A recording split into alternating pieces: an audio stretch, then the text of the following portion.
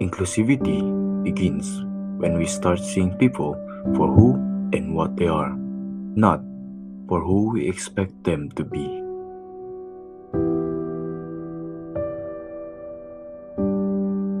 Gender isn't a box to fit in.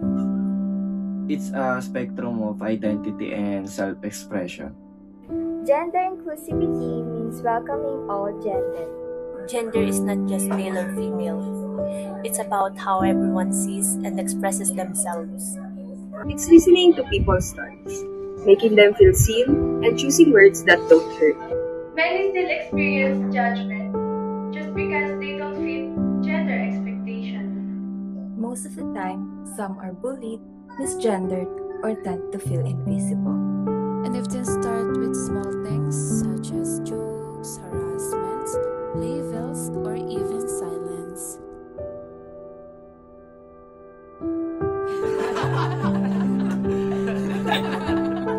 La, parang bading to.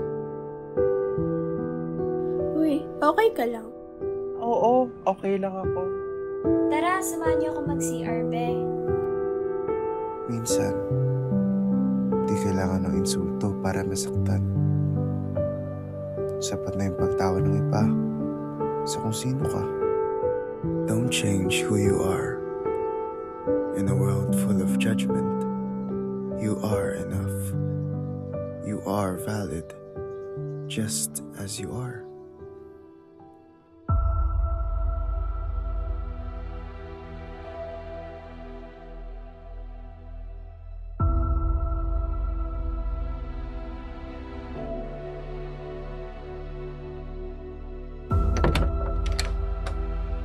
Ano naman bang ginagawa ng anak ko?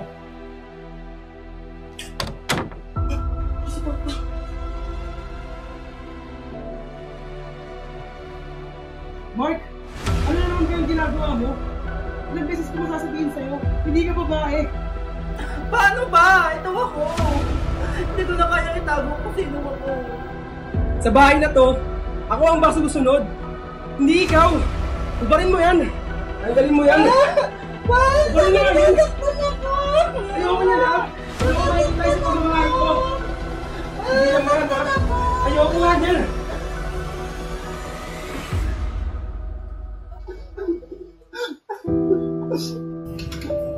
Hindi madaling ipaglaban ang sarili kapag mismong tahanan mo ang unang humusga. Ano ba yun sa ano? Sabi mo sa gender, grabe mo ang dami. Sobra, girl. Kaya parang nasistress ko na ako. Marami pong gagawin sa school. Tapos... Uy! Si ano ba yun? Stay? Oo nga. Pero magtatagal ka na.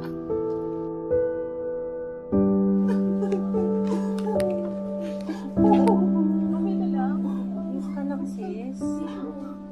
Thank you. Pinagalitan na naman kasi ako ng papa ko. Kasi nalaman niya yung pinagkagawa ko. Nagpapakatotoo lang naman ako sa sarili ko. Kahit na hindi ako tanggap ng pamilya ko. Mas mahalagang tanggap ko ang sarili ko. Girl, huwag ka na umiyak. Tanggap ka namin. Kaya, huli ka na. Ibigay ka na namin ng ice cream.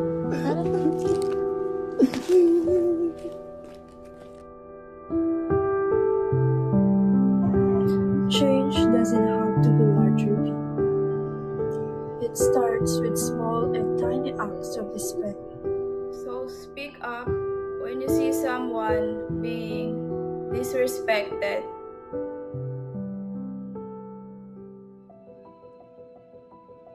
In a place where differences often divide, these students chose unity.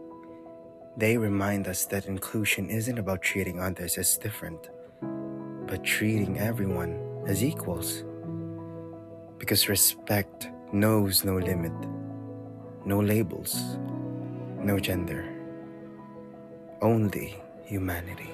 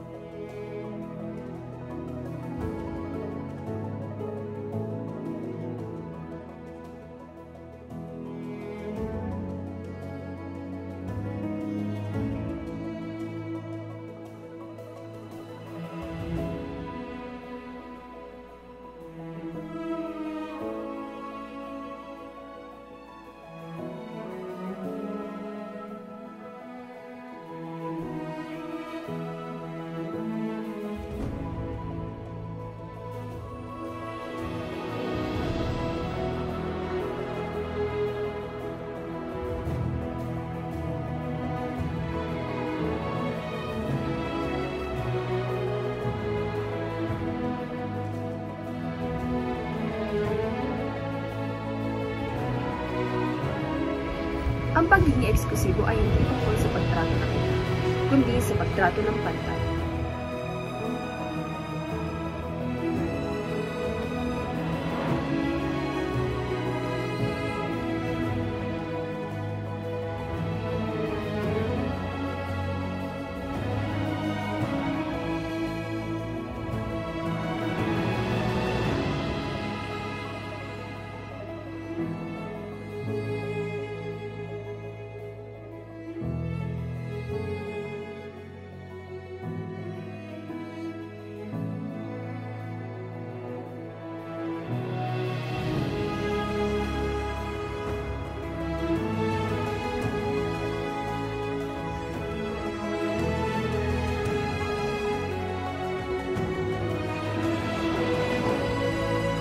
I choose respect.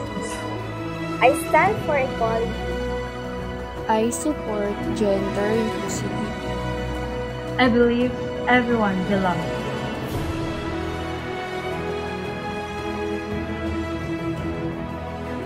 Respect begins with one choice, yours. So let's build the world and the nation and celebrate every identity, every story, and every person.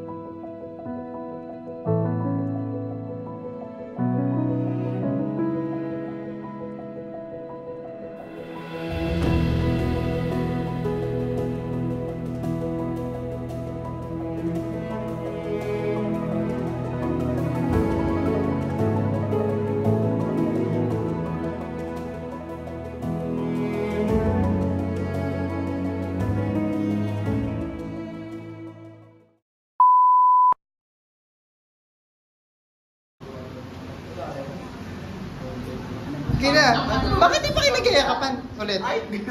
Game isa. 1, 2, 3, go! Maganda sa ano kami na nga yan. Ako sa design, gusto ko may kulay ah. Ay, mali! Tama! Tama ba? Anong kulay ito, itim? Basta design! May color pink, yung blush on mo nila.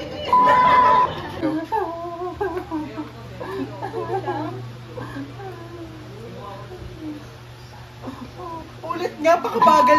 Go. Sa bahay na to, ako ang masusunod. Hindi ikaw. Hubarin mo yan. Malapit ba ako? Oo. Yan si Papa. Ay, isa pa. Alam mo. Tanggap ka namin. Kaya, huwag ka na umiyak sis. Bibigay ka na namin ng ice. Go. Tanggalin mo yan. Hubarin mo yan. Ayoko niyan ha. Ayoko makikita tayo sa pagmamahal ko. Tanggalin mo yan. Walk out.